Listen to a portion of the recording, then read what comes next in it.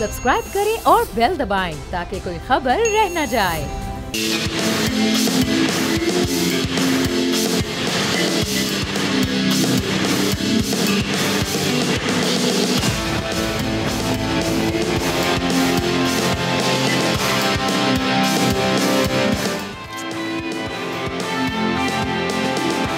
अस्सलामुअलैकुम, खुशामदीद। आप देख रहे हैं खेल का जुनून PSL स्पेशल, क्योंकि ये है जंग जज्बा और जीत। मैं हूं फैसल करीम और मेरे साथ हैं सादिया सैमसन। और आज तो इस्लामाबाद में कराची के बॉलर्स को ऐसा मारा है जैसे हमारी फौज ने राफेल को मारा था। It was a hello storm. Alex Hales क्या मारा है, आई मीन तबाह बर्बाद कर दिया, कमाल कर दिया। ग्राउंड का कोई कोना ऐसा नहीं था जहां पे हेल्स के नाम का छक्का नहीं जा रहा होगा। क्रेडिट साहबजादा फरहान को भी जाता है, जिन्होंने आते ही शुरू में ही कराची के द मोस्ट प्रीमियम बॉलर, वाकई ये प्रीमियर बॉलर थे। ये वो लाहौर वाले प्रीमियर बॉलर नहीं थे, ये कराची वाले प्रीमियर बॉलर थे। मीर हमजा अब तक बहुत अच्छा चल रहे थे, लेकिन Hasan Ali was doing so good throughout। लेकिन आज तो पता नहीं क्या हो गया। ऑल्सो मुझे लगता है कि वार्नर ने कोई बहुत ज्यादा एक्सपेरिमेंटेशन नहीं की with the bowling. He was depending a lot on the paces and the drop catch and the misfield. Warner को मैंने आज तक कभी इतना फ्रस्ट्रेटेड नहीं देखा ऑल थ्रू हिज करियर जितना वो आज फ्रस्ट्रेटेड नजर आया ऑन द फील्ड। वेरिएशन, लेकिन हम कराची के बॉलर्स पता नहीं क्यों वेरिएशन करते रहे, वही बात, पता नहीं क्यों स्लोअर बॉल कर रहे थे। लेकिन इन सब पे करते हैं बात। सबसे पहले चलते हैं पैनल की जानिब। तनवीर भाई और फवाद भाई हमारे साथ मौजूद है क्वेश्चन ऑफ द डे के लिए। फवाद भाई, ओवर टू यू। हाँ जी, तो आज का सवाल है PSL की तमाम सीज़न में सबसे ज़्यादा मकबूल कौन सा तराना, सबसे मकबूल तराना कौन से साल का है? A 2016, B 2017, C 2021, D 2023। Okay, और जो देगा सही जवाब उसे मिलेगा बोल नेटवर्क की जानिब से gift hamper. Social media platforms पर आप हमें कांटेक्ट कर सकते हैं। Also you can call us and give the right answer. Absolutely. चलिए तो शुरुआत करते हैं। तनवीर भाई, you know the team won, Islamabad won जीत गई है। सबसे पहले तो मैं चाहूँगा कि आप एलेक्स हेल्स के बारे में ज़रूर बात करें। यार बता दिया एलेक्स हेल्स ने, पिच साजगार हो तो तेज़ बैटिंग इसे कहते हैं। आई मीन के, और ख़ास तौर पे जो एक ओवर में उन्होंने आमिर जमाल को मारा था ना, मैं कहता हूँ कि वो कमाल था। उसमें ना उन्होंने अपने शोल्डर का सहारा लिया, ना अपर बॉडी का सहारा लिया, वो सिर्फ कलाई थी और उनका फोर आर्म था। क्या छक्के मारे आमिर जमाल को। मेरे ख्याल में अगर यही 2-4 ओवर और आमिर जमाल एलेक्स हेल को कर लेते तो आराम से 100 कर देते वो, जिस तरह की आमिर जमाल बॉलिंग कर रहे थे। ठीक है ना, मतलब यार हम आपको टीवी पे बैठ के ये बात करते हैं कि जी पाकिस्तान की क्रिकेट में, डोमेस्टिक में या पाकिस्तान टीम में अगर जगह बनती है एक ऑलराउंडर की, तो हम बार बार कहते हैं कि जी आमिर जमाल को लाया करो। लेकिन आप लोगों को सिर्फ पट्टी बांध के सर पे आ जाते हैं, बॉलिंग आपको समझ नहीं है कैसे बॉलिंग करनी, जहाँ वो मारी जा रहा है वहीं आप मार रहे हैं। देखिए एलेक्स हेल की आपने बात की है ना, पहले सीजन से लेकर ये 10वां सीज़न चल रहा है, इससे ज़्यादा अच्छा पाकिस्तान की पिचेस को कोई समझा ही नहीं है।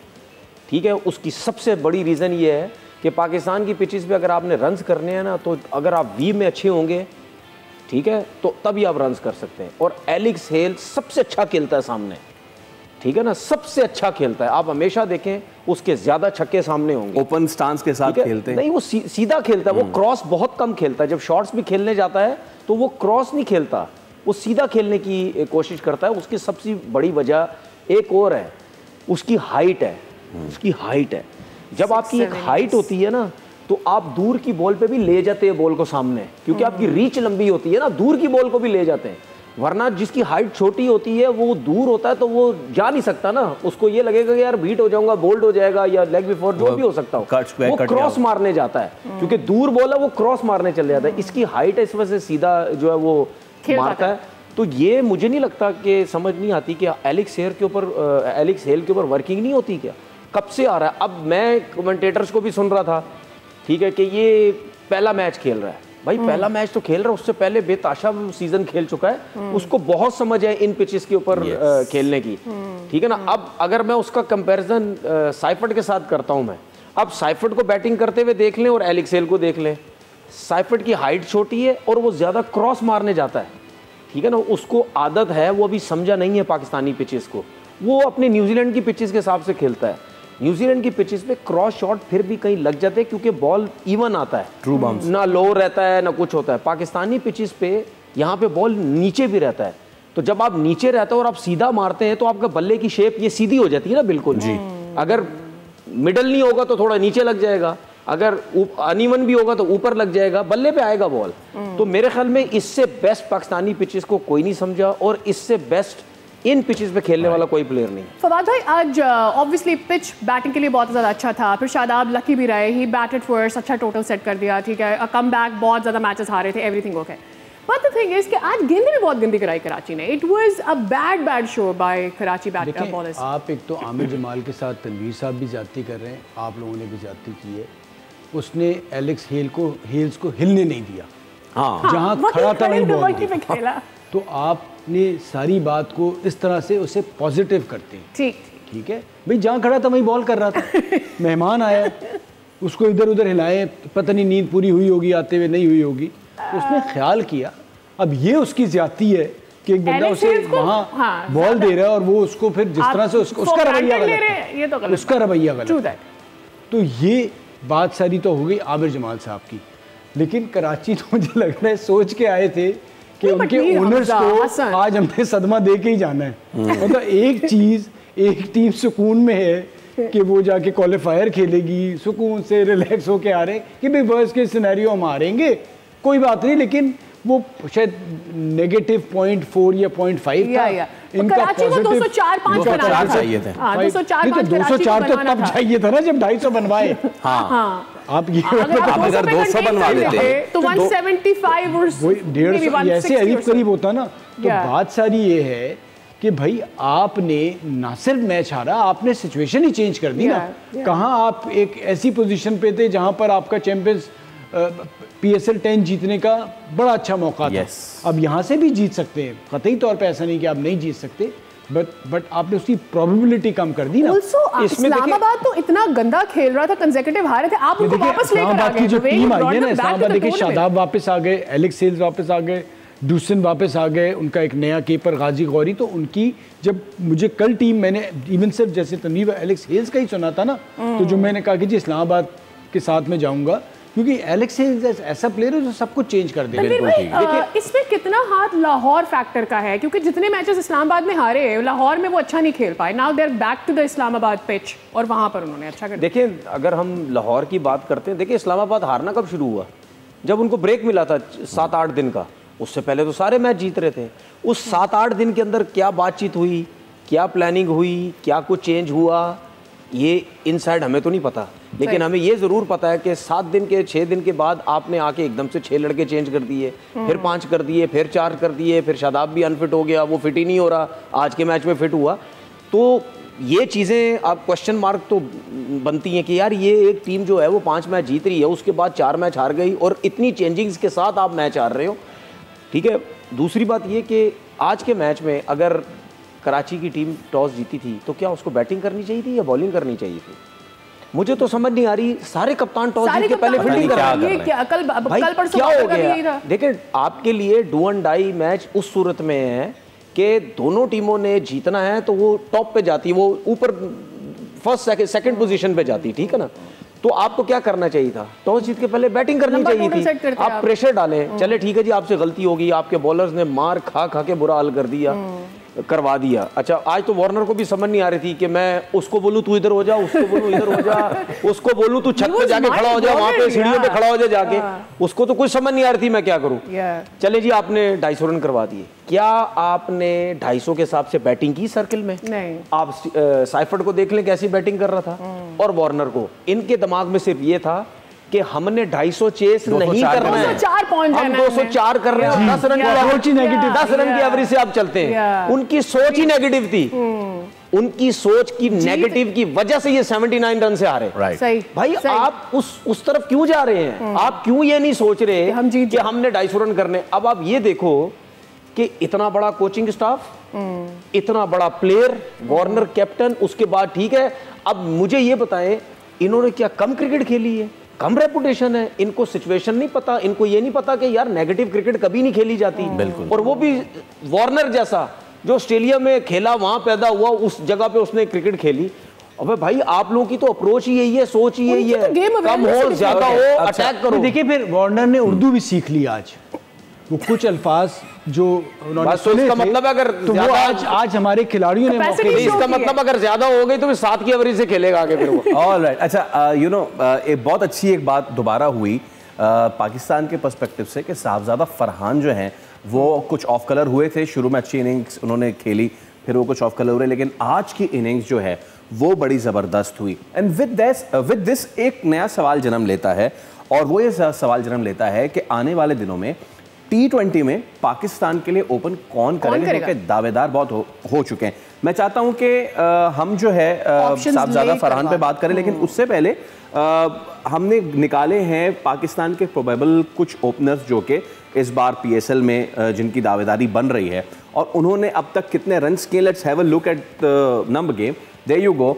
तो एक मरतबा फिर साहबजादा फरहान जो हैं वो इस वक्त यू नो टॉप पे हैं, और आज की बड़ी ज़बरदस्त इनिंग्स के बाद साहबजादा फरहान जो हैं 394 रन जो हैं वो बना चुके। अच्छा, ये सारे ओपनर्स हैं।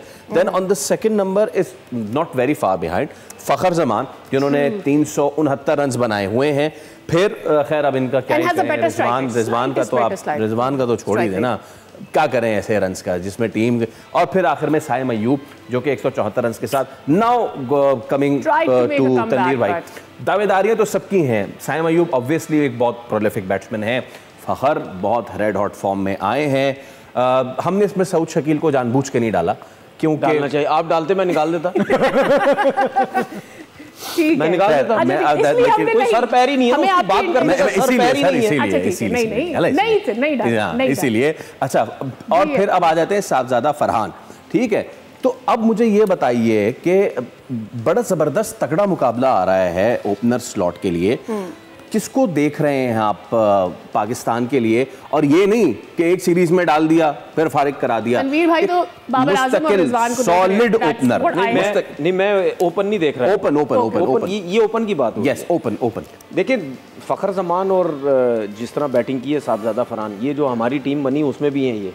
फिर उसके बाद नो डाउट रिजवान तो मैं जाऊंगा रिजवान के साथ, क्योंकि आप तीसरे नंबर पे ही खिला सकते हैं रिजवान को। मैं तो सिर्फ ओपन की बात कर रहा हूँ अभी, सिर्फ ओपनर की बात, 1 and 2। फ़खर जमान, साहबजादा फरहान और आपका साइम अयूब, यानी कि आगे पीछे उसको शफल कर सकते हैं। आपकी टीम में भी है। और आप किसको देख रहे हैं? देखिए, अब बात लॉन्गर रन, देखिए बात सारी ये है कि जिस वक्त साइम छोड़ के गए थे, कोई तसव्वुर भी नहीं कर सकता था कि 2 महीने बाद, और ये सीखना भी चाहिए खिलाड़ियों को कि आपकी रिप्लेसमेंट कैसे तैयार हो जाती है।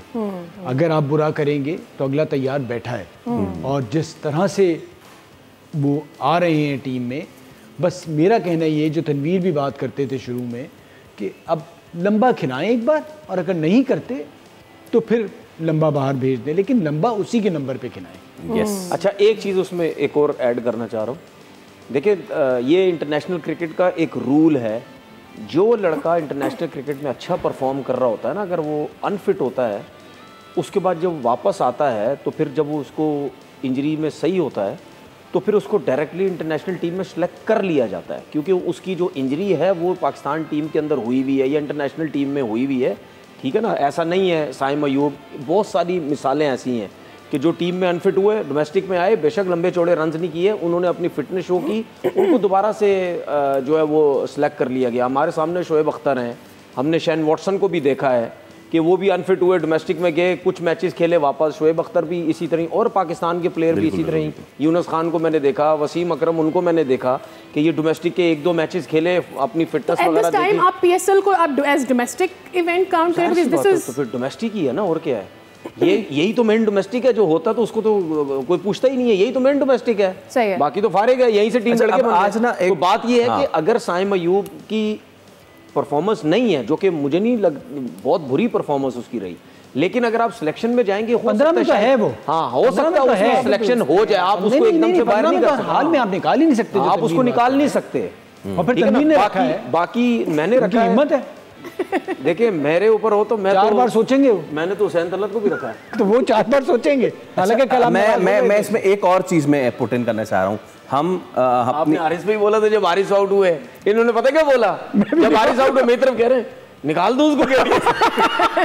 जब हम टीम बना रहे हम निकाल सकते, सेलेक्टर है, हमारा खासा है ये चीज़ होना। लेकिन हम पूरी ट्रांसमिशन में महीने से ज़्यादा हो गया, हम बात करते रहे कि भाई हॉर्सेस फॉर कोर्सेस, जो बंदा जिसको जो आता है वो काम करे, लेकिन वो बात आज भी हमने देखी। ऑल दो के शादाब ने 40-42 रन किए जो कि बड़े तेज रन थे, बट अगेन वही बात है फवाद भाई, शादाब का ये रोल है नेशनल में, क्या इस तरह से हम कर सकते हैं? बिकॉज अगेन वो प्रॉपर ऑलराउंडर तो नहीं है ना, बनने की कोशिश कर रहे हैं, नहीं बन पाए। इंटरनेशनल मैचेस में जाके वो एक्सपोज भी हो जाता है। किस्मत है ये लड़के कि जिस किस्म की सूरत हाल है पाकिस्तान क्रिकेट की, मैं हारिस को ले भी लिया है ना मैंने, अफसोस ये कि कोई कीपर नजर नहीं आ रहा है। तो शादाब पे भी बोल देना फिर, आप शादाब भी अपनी टीम में। मैं शादाब, मैं इसीलिए तो बोल रहा हूँ कि यही सिचुएशन है ना कि आपके पास ऑप्शंस नहीं है।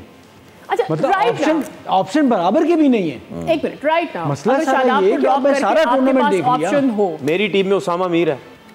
नहीं, बट मैं तो उसको बैटिंग प्रेफर करूंगा। दोनों एक जैसे ही हैं। देखिए मैंने शादाब को जैसे है, मेरी टीम में शादाब भी नहीं है। जैसे उससे फील्डर शादाब अच्छा है, बैटर अच्छा है, इसलिए मैंने। देखिए मेरी टीम में शादाब भी नहीं है, खुशदिल शाह भी नहीं है, क्योंकि पाकिस्तान के कुछ 7-8 लड़के हैं जो बिल्कुल मेरी नजर में एवरेज क्रिकेटर हैं।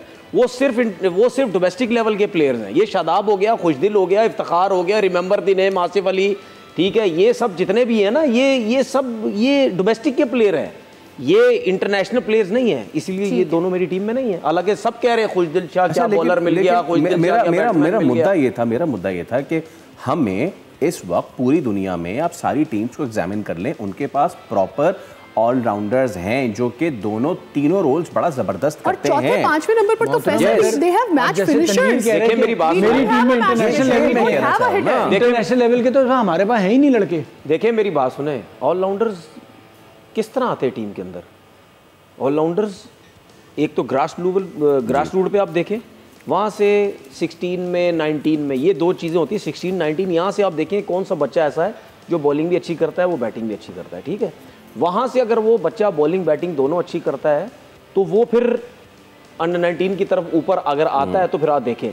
अच्छा, ये जो ग्रास रूट लेवल होता है ना, इसमें सबसे मेन चीज़ पता क्या होती है? इन छोटे बच्चों के साथ जो इनके कोचेस लगे हुए होते हैं ना, वो देखते हैं इनको कि यार ये बच्चा देखो बैटिंग भी अच्छी करता है, बॉलिंग भी अच्छा करता है, वो फिर उसी तरीके से उसको तैयार करता है, उसको बिल्ड करता है कि यार बेटा तुम बैटिंग भी अच्छी करते हो, तुम बॉलिंग भी अच्छी करते हो। कोचिंग और फिर उस कोच का ये मैं जो बात कर रहा हूँ ना, ये ग्रास रूट लेवल की, ये मैं पाकिस्तान के हिसाब से बात ही नहीं कर रहा। यहाँ तो कोई सिस्टम विस्टम ही नहीं है ना, यहाँ सिर्फ अपना बंदा लेके आ, अपना कोच लगा, ये बस ये है, ठीक। तो ये तरीकेकार है। उसी तरीके से फिर बच्चा बनता चला जाता है कि यार मेरे कोच ने बोला कि तुम बैटिंग बॉलिंग सब अच्छी करते हो, और वो मेहनत भी उसी तरीके से कराता है। फिर खेलते खेलते आप जब डोमेस्टिक में स्टेप बाय स्टेप ऊपर आते हो ना, जब डोमेस्टिक सही 4 डे क्रिकेट जब आप मेन डोमेस्टिक क्रिकेट खेलते हैं, उसमें वो पक्का हुआ होता है कि यार ये बैट्समैन भी अच्छा है, बॉलर भी अच्छा है। तो भाई हम क्यों बोलते हैं बार बार कि डोमेस्टिक क्रिकेट में जाके देखो, आपके पास ऑलराउंडर्स हैं, अगर कोई नजर आते हैं देखो, ठीक है, वहां से। और ऐसा कभी नहीं होता कि पाकिस्तान टीम के अंदर आके हम कप्तान तैयार करते हैं, पाकिस्तान टीम के अंदर आके हम पाकिस्तान टीम का कोच तैयार करते हैं, ठीक है, सारे तैयार करते हैं पाकिस्तान टीम में आके। ऐसा नहीं होता भाई, तैयार हुए लड़के आते हैं। रोहित शर्मा की बात याद रखे और इन सबको बताएं, इनमें तो अकल समझ तो है नहीं बिल्कुल भी। उसने क्या बोला है? उसने बोला भाई इंडियन टीम जो है ना वो सीखने की जगह नहीं है जी, परफॉर्म करने की जगह है। यहाँ आते हैं परफॉर्म करो, सीखने सिखाने का सिस्टम नीचे है। बिल्कुल ठीक है। ओके लेडीज एंड जेंटलमैन, तो हम एक ब्रेक ले रहे हैं यहाँ पे, और ब्रेक के उस पर हाजिर होंगे। तो आज कुछ खबरें उड़ी या उड़ाई गई।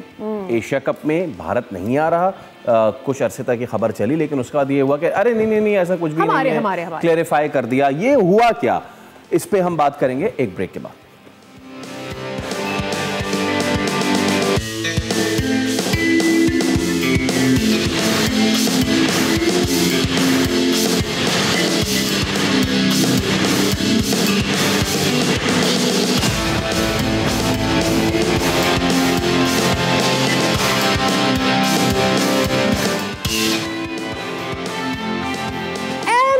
जब जा रहे थे ब्रेक पर तो हमने मैच के बारे में तो ऑब्वियसली बात की थी कि क्या किया है आज इस्लामाबाद ने कराची के साथ, कराची ने खुद अपने साथ क्या किया है ये। बट उससे पहले हम बात ये करना चाह रहे थे कि एक्चुअली एशिया कप में इंडिया चाहता क्या है। रोज सोशल मीडिया पर खबर आती है, अदरवाइज उनके बहुत ही मोतबर अखबारों में ये खबर छपती है कि उन्होंने कभी क्रिकेट खेलनी है कभी नहीं खेलनी। जब जंग की बात होती है वो कहते हैं कि जी हमने पाकिस्तान के साथ क्रिकेट नहीं खेलनी। बट अदरवाइज भी वो यही कह रहे होते हैं कि सेकंड ही लम्हे बीसीसीआई की कोई क्लैरिफिकेशन आ जाती है कि नहीं ऐसा कुछ नहीं हुआ. So are they trying to build the room? इससे पहले फैसल जब चैंपियंस ट्रॉफी होने वाली थी and we were deciding if they are going to come to Pakistan, security issues है नहीं है, ऑल दैट, उस बीच भी इसी तरह का मोमेंटम बिल्ड किया. लेकिन इस बार तो खैर जो हुआ सो हुआ. लेकिन I would like to start with Fawad भाई. फवाद भाई, अंदर खाने क्या हुआ है मामला, ये हुआ क्या है? देखिए, बात सारी ये है कि ख़बर ऐसे ही नहीं आती, ठीक है, ये ख़बर आ गई. और सबसे बड़ा प्रॉब्लम ये है कि मीडिया राइट्स एंड बहुत सारी चीज़ें जो हैं वो एशिया का, पाकिस्तान इंडिया के मैचेस की बड़ी इंपॉर्टेंस है. और मैं इतना ज़रूर बता दूं कि अब 11 मई के बाद से सिचुएशन चेंज हो गई है. वो कहते हैं ना, पावर टॉक्स टू पावर. तो अब जितना भी वो मजाक कर लें, तफरी कर लें, हालात अब चेंज हो गए हैं. और आपको मैं एक पेशिंग गोई और भी दे दूं, यू नेवर नो, जिस तरफ अब हालात आपके बेहतरी की तरफ जा रहे हैं, दुनिया आपको एक मुख्तलिफ नज़र से, तरीके से देख रही है कि आपके वर्ल्ड कप जाने से पहले कुछ ऐसे हालात हों. और हमने माजी में देखा भी है कि इंडिया यहाँ खेलने ना आ जाए खैर सगाली के लिए.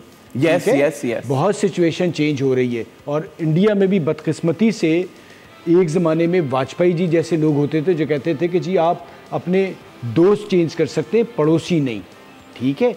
और जसवंत सिंह और अपना बाकी सारे लोग जो बहुत बड़ी सोच के लोग थे. यहाँ पर प्रॉब्लम ये आ गई है कि इनकी ये समझ नहीं आ रहा कि ये क्या कुछ हो गया है. इवेंचुअली वो माने ना माने, उन्हें इस तरफ आना है, क्योंकि अब बदकिस्मती ये हो गई है कि उन्हें बात करनी पड़ेगी. और क्रिकेट को जब आप सियासत की वजह से ख़त्म कर रहे हैं तो क्रिकेट के थ्रू ही सियासत में वापसी होगी आपकी. तो आपने घूम फिर के इस चीज़ को, अगर इतनी बड़ी बात थी, आप आज आपने सवाल ये शोशा छोड़ा कि जी मोहसिन नकवी साहब जो हैं, क्योंकि वो ACC के करता धरता हैं और सरकारी ओहदे पे भी हैं. मेरा सबसे पहले सवाल ये था कि अगर ऐसी कोई बात है तो भाई जब वो बनने जा रहे थे तो किसी ने कोई एतराज़ किया था? नहीं किया. तो जब नहीं किया था तो अब ये आप बात कर नहीं सकते. और इतना ज़्यादा कौन से हालात बहुत अच्छे थे, कमर्शियल चीज़ें, और कहाँ कहाँ भागोगे पाकिस्तान. उस वक्त कौन से हालात बहुत अच्छे थे, सब भी हालात नहीं चल सकता. सनी भाई, योर टेक ऑन दैट. देखिए, मैं तो हमेशा ये बोलता हूँ, ये जो है ना इनका वतीरा रहा है, ये उंगली तोड़ के जो है ना ये कहते हैं कि जी अब चेक करते हैं पाकिस्तान को कि ये किस किस्म की जो है वो रिएक्शन जो है वो किस किस्म का आता है. देखिए, मैं तो सीधी सीधी बात करूँगा, बहुत मज़ा आया कि इंडिया बोले कि हम एशिया कप नहीं खेलना चाह रहे. बहुत मज़ा आया. अभी कह रहे ना कि अभी फ़िलहाल वैसी बात की, मैं तो कह रहा हूँ जान छुड़ाओ, हमारी जान छुटेगी तुम लोगों से, जैसे और चीज़ों से छुट रही है यहाँ से भी. क्यों नहीं खेल सकते? जब एक क्रिकेट बोर्ड खुद कह रहा है कि मैं एशिया कप अगर नहीं खेलना चाहता, तो फिर अगर बाकी क्रिकेट बोर्ड राज़ी हैं तो फिर उन बाकियों को आपस में खेलना चाहिए. हमारे पास बांग्लादेश की टीम भी है, पाकिस्तान की है, श्रीलंका की है, नेपाल की है, अफगानिस्तान की है, UAE की डाल लो बीच में, कोई मसला नहीं है. और अगर ये लोग समझते हैं कि जी हमारी पावर है तो आपकी पावर नहीं है अब, तो ये तो चेयरमैन साहब के लिए बड़ा ज़बरदस्त एक और मौका है. 1986 में हुआ है ये, दुनिया में नाम से लड़े थे ये. देखिए, दुनिया में नाम बनाने के लिए अभी ये ज़बरदस्त मौका है इनके पास, ठीक है. बाकी वैसे तो उन्होंने चैंपियन कप में स्टैंड तो लिया बड़ा ज़बरदस्त हाइब्रिड वाला, तो ये भी इनके पास मौका है, करवा के दिखा दें उनको. ये समझ, क्या ब्रॉडकास्टर नहीं आएगा क्या? नहीं आएगा, उसको तो पैसे चाहिए, ठीक है, उसको पैसे चाहिए. मैं आपको बता दूं प्रॉब्लम क्या होती है. ब्रॉडकास्टर क्या PSL नहीं दिखा रहा? I'm just saying, initially तो ICC के टूर्नामेंट में ये होता है कि सिर्फ इंडिया और पाकिस्तान का जो मैच होता है ना, उसका जो पैसा बनता है ना, वो कहीं नहीं बनता, ठीक है. ब्रॉडकास्टर को तो आप ICC का इवेंट हो, एशिया कप का हो, चाहे बायलैटरल सीरीज हो, चाहे गली मोहल्ले में उसको लेके आ जाओ, वो तो बोलेगा भाई 26 स्ट्रीट पे मुझे बुला रहे हो तो मुझे ये पैसा दे दो, मैं आके लाइव दिखा दूंगा. उसको पैसे से मतलब है. तो भाई अगर Indian cricket board BCCI plus ICC जो है, ये अगर नहीं खेलना चाहता तो ना खेले, ठीक है. मोहसिन नकवी साहब ACC के चेयरमैन हैं, वो करवा के दिखा दें. और अगर ये हो जाए मज़ा आ जाएगा. साहब बोलेंगे भाई ठीक है, आप नहीं खेलना चाहते, आप अपनी मर्जी से आप बाहर हुए हैं, हम बाकी जितने भी क्रिकेट बोर्ड है वो उन सबके साथ खेल लेंगे. अब जितने भी बोर्ड हैं, चाहे बांग्लादेश कहता है हमारे मुल्क में खेल लो, श्रीलंका कहता है हमारे मुल्क में खेल लो, पाकिस्तान कहता है हमारे मुल्क में खेल लो, UAE कहता है हमारे मुल्क में खेल लो, कहीं भी खेल लो जाके. और होना चाहिए, ऐसा ना हो कि अगर ये कह रहे हैं कि जी हम नहीं खेल रहे तो ये ख़त्म हो जाए, ठीक है. मैं उस सूरत में मान सकता था, ख़त्म हो सकता था कि मोहसिन नकवी साहब चेयरमैन ठीक है ना हो. अभी वो हैं, तो उनके पास बहुत अच्छा मौका है, इनको फारिग करें और उनको बता दें पूरी दुनिया को, देखें जी अब आपके बगैर सब कुछ खेल सकते हैं। ठीक है, वो पैसा शायद हम ना कमा पाएँ जो पाकिस्तान इंडिया के आपस में मैचेस में कमाया जाता था, लेकिन आपके बगैर हम करवा सकते हैं। मैं फारिग वाली अब बहुत चीज़ें हो गई घूम फिर के, आपने कोई बेहतर तरफ जाना होता है तो अब आपको कहीं ना कहीं समझबूझ आ जानी चाहिए कि बातचीत से ही चीज़ें आगे जाएंगी, और आपने सब कुछ करके देख लिया, आपके हाथ में चीज़ें नहीं हैं, तो बेहतर ये है कि एक बेहतर कोई तमीज़दार तरीका अपनाया जाए और चीज़ों को बेहतरी की तरफ लाया हमेशा जाए। से असल में मैं बताऊं, सॉरी बात, असल में प्रॉब्लम पता क्या हो रहा है, बीसीसीआई का सबसे बड़ा प्रॉब्लम ये हो रहा है कि इनका जो इनके जो लोग बीसीसीआई को चला रहे हैं ना, ठीक है, वो मोदी की गवर्नमेंट के लोग हैं। अगर वो वहाँ के ना हो ना तो शायद फिर भी कुछ ना कुछ फैसले जो है वो कहीं ना कहीं शायद बेहतर हो जाएं। इससे पहले एक एक्स क्रिकेटर थे, वो बीसीसीआई में थे, उनको ये बोला गया कि भाई आप इस पार्टी को ज्वाइन करें वरना आप यहाँ से फारिग हों, तो उन्होंने साफ मना कर दिया कि भाई मैं तो पार्टी ज्वाइन नहीं करना चाहता। ठीक है, उनको फारिग करके फिर ये जय शाह को जो है वो बना दिया गया। तो उनकी पावर वहाँ पे बहुत है, और जिसने हमने पहले ही बात की थी कि ये जिस तरीके से अपने मुल्क को चला रहे हैं ना, सबको घेर के, ये इसी तरीके से अपने लोग बीसीसीआई के अंदर डाल के ये उसी तरीके से सब चारों तरफ से घेर लिया उन्होंने। अब इंडियन टीम को भी घेर लिया, गौतम गंभीर जैसे बंदे को इन्होंने डाल लिया। अब उसको डालने के बाद रोहित शर्मा और विराट कोहली छोड़ के चले गए। मैंने पहले बात बोली थी, जिस दिन ही आया था मैंने बोला था ये आया है, ये इंडियन टीम बर्बाद कर देगा। अच्छा, मीनवाइल वही सब कुछ अब आपने नाम ले लिया है तो क्यों ना हम इस पर भी थोड़ी सी डिस्कशन कर लें। ठीक है, इंडिया पाकिस्तान की जो भी मामलात हों, लेकिन हम मेरिट को मेरिट की निगाह से ही देखते हैं। सर हम क्रिकेट की बात करते हैं, हम आज भी कहते हैं हम खेलेंगे आपसे। तो Virat Kohli amidst all this tension जो कि हुई, उसके दौरान उन्होंने रिटायरमेंट का ऐलान किया, लेकिन अब वहाँ के अगर साथियों को सुने तो वो कह रहे हैं कि इसके ये कोई सीधा मामला नहीं था बॉस, इसके पीछे कुछ दाल काली थी। वो दाल काली क्या थी? देखिए, जो लगता है ना वो ये है कि रोहित ने रिटायरमेंट ले ली, सही है, फिर वहाँ पर एक कप्तानी की बात हुई और उसमें कहीं कोहली का जिक्र नहीं आ रहा था। और कोहली क्योंकि उनके जो कोच हैं दिल्ली में जहाँ उन्होंने रणजी ट्रॉफी खेली थी, तो वो यही कह रहे थे कि मेरी उससे बात हुई और उसने कहा मैं इंग्लैंड की सीरीज़ खेलूंगा और 100 भी करूंगा, जो एक कोच से बात हो रही होती है। बड़ी बात। तो उसके बाद उन्होंने फिर, मुझे ये लगता है कि बीसीसीआई और गौतम की जैसे बात कर रहे हैं, तो रोहित तो चले ही गए थे, तो उनसे जो रवैया रहा कि वो गिल की कप्तानी में खेलें, फिर ये भी हुआ कि जी अगर वो मैचेस में परफॉर्म नहीं करेंगे तो बाहर भी हो जाएंगे। तो प्रॉब्लम ये है कि कोहली को ज़रूरत नहीं है, वो जिस लेवल पे आ गए हैं। और मैं आपको इतना बता दूं, बड़ी बातें हो रही हैं ना, बी टीम तैयार हो गई है, ए टीम तैयार हो गई। जब इतने बड़े खिलाड़ी जाते हैं ना, लग पता जाता है। और जब बॉल हिलती है ना सीमिंग ट्रैक पे, तो ये जितने T20 के शहजादे हैं, लग इन्हें भी पता जाता है। बड़ा फ़र्क होता है IPL T20 में और इंग्लैंड में, जब सीजन में आप जाते हैं और वहाँ आपने डिलीवर करना क्या होता लगता है तनवीर भाई, आपको एक मिनट, क्या आपको ये लगता है कि बीसीसीआई ओवर कॉन्फिडेंट हो रही है कि ठीक है जी हमारे पास इतना बेंच पे प्लेयर, हमारे पास ए टीम भी है, बी टीम भी है, हमारे पास सी टीम भी है, एक जाएगा 2 उसकी जगह 4 हमने खड़े करके रखे हुए हैं, and that is why this is the behaviour they had with Virat Kohli और एक टाइम पे आके रोहित शर्मा के साथ? देखिए, ओवर कॉन्फिडेंस होने से उनके अपनी क्रिकेट को भी नुकसान हो रहा है ना। ठीक है, ये नहीं है, ठीक है आप ओवर कॉन्फिडेंस होते हैं, एक तो आपके पास पैसा बहुत, उसके बाद आपकी लीग सबसे बड़ी, उसके बाद आपके हर सीजन 6-6, 8-8, 10-10 प्लेयर आपके सामने आ रहे हैं, ठीक है ना, हर सीजन में आ रहे हैं। अब उनको आप ट्राई भी करते हैं। अब ऐसा भी नहीं है कि सिर्फ IPL के आते हैं, उनकी डोमेस्टिक सब खेले हुए सब लड़के आते हैं, उनका सिस्टम बड़ा स्ट्रॉन्ग है, इसमें कोई गलत बात नहीं है, ठीक है, बहुत जबरदस्त है। लेकिन उस ओवर कॉन्फिडेंस की वजह से आपने रोहित शर्मा और विराट कोहली के साथ नाइंसाफी कर दी। रोहित शर्मा की अगर आप टेस्ट क्रिकेट की परफॉर्मेंस देखें ना, कोई इतनी हाई फाई परफॉर्मेंसेस नहीं है, एक नॉर्मल परफॉर्मेंस, कुछ हज़ार रन उसने किए हैं, ठीक है ना, ऐसे नहीं कोई 10-10, 12-12, 15-15 हज़ार रन वाला वो प्लेयर है, 7-7, 8-8 हज़ार रन भी उसने नहीं किए हुए, बहुत उससे भी कम किए हैं, ठीक है। लेकिन जब गौतम गंभीर नहीं था तो उससे पहले क्या था? क्या रोहित शर्मा खेलता नहीं रहा? क्या उसकी आउट ऑफ फॉर्म नहीं रहती थी? क्या रवि शास्त्री के साथ नहीं रहा वो? ठीक है, क्या फॉरेनर कोचेस के साथ नहीं रहा? ठीक है, इसके साथ अनिल कुंबले के साथ वो नहीं रहा, सबके साथ रहा है, सही है। बात यह है कि अभी आखिरी जो ऑस्ट्रेलिया के ने सीरीज खेली जिसमें उसने खड़ा होकर बोला माइक वाले हमें बोलेंगे, पेन वाले बोलेंगे हमें क्रिकेट छोड़ दो, वहाँ पे क्यों ड्रॉप हो रहा था ये? क्योंकि गौतम गंभीर नहीं चाहता था ये खेले, क्योंकि वो चाहता था इसकी आउट ऑफ फॉर्म है, इसको क्यों मैं खिलाऊं, जिसकी वजह से कभी नीचे जा रहा है और सब ने बोला कि यार तुम चौथे पांचवें नंबर पे क्यों जा रहे हो भाई, तुम ओपन करो अगर तुमने आना है वापस। तो ये गंभीर जब तक ये टीम से बाहर नहीं होगा, ये अपनी मर्जी चलाता रहेगा, ये अपनी पावर दिखाएगा।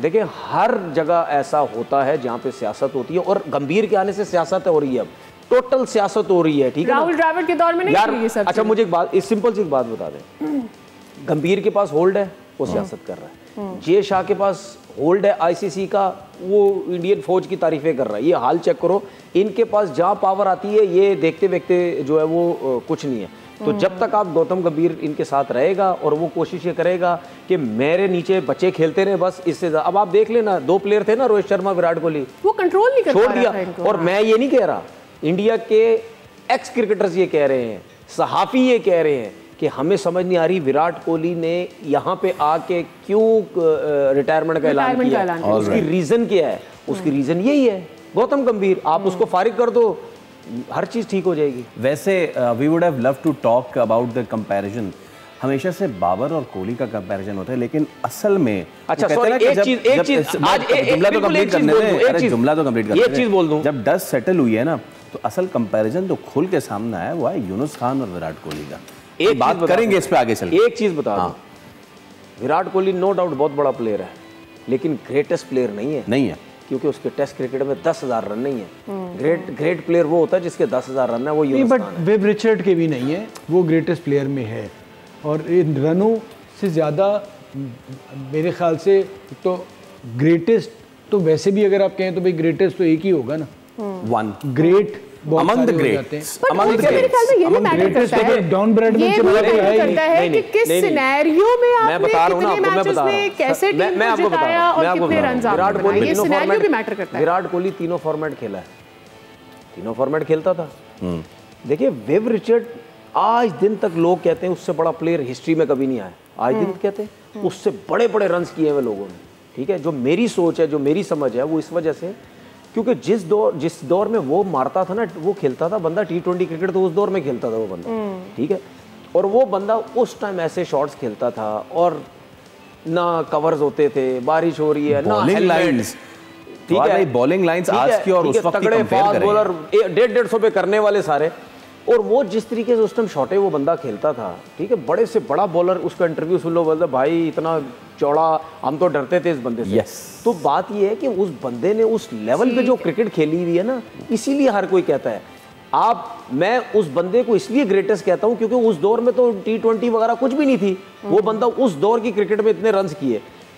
विराट का मैं ये कह रहा हूं कि आपका एक टाइम पे ये हमें नजर आ रहा था कि आप टेस्ट क्रिकेट में, वनडे क्रिकेट में सचिन तेंदुलकर के रिकॉर्ड तोड़ देंगे, लेकिन वो नहीं आप नहीं तोड़ सके, नहीं हो सका। इसकी वजह से मैंने बोला कि ग्रेटेस्ट में टेस्ट क्रिकेट में ये नहीं आता। चलें ठीक है, ठीक हो गया। इसके साथ ही क्या एग्जैक्टली आज के हमारे सवाल का सही जवाब दिया है इनाम खटक ने, बहुत बहुत मुबारक हो। कोयटा से आप, पेशावर से आपने इनाम खान खटक ने सही जवाब दिया, आपका गिफ्ट हैम्पर आप तक पहुंच। और जिसने मैच का सही जवाब दिया है, हमारी जरा स्कोर टैली लगा दीजिए प्लीज, अब तक क्या हो चुका है। फवाद भाई is rolling the roast, I mean come on, Fawad भाई जो है फराटे मारते, फरारी मार रहे हैं फवाद भाई। क्या हुआ? प्रेडिक्शन दिखा दे जो 4-5 सेकंड रह गए, ये तनवीर का ज्यादा कसूर है, इन्होंने शुगर में खेला है। मुझे पता नहीं, मुझे इसमें कुछ लग रहा है कि ये 14 थी लिस्ट में, ये जो 14 और 13 है ना, इसमें कुछ गड़बड़ है।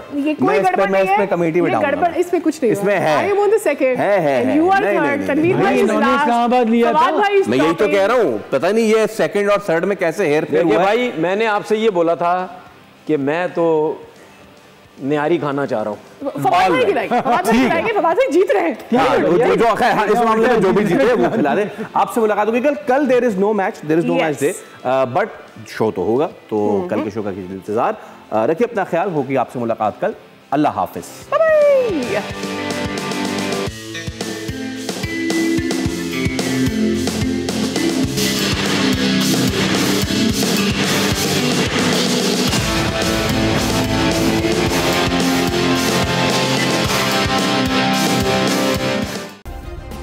सब्सक्राइब करें और बेल दबाएं ताकि कोई खबर रह न जाए।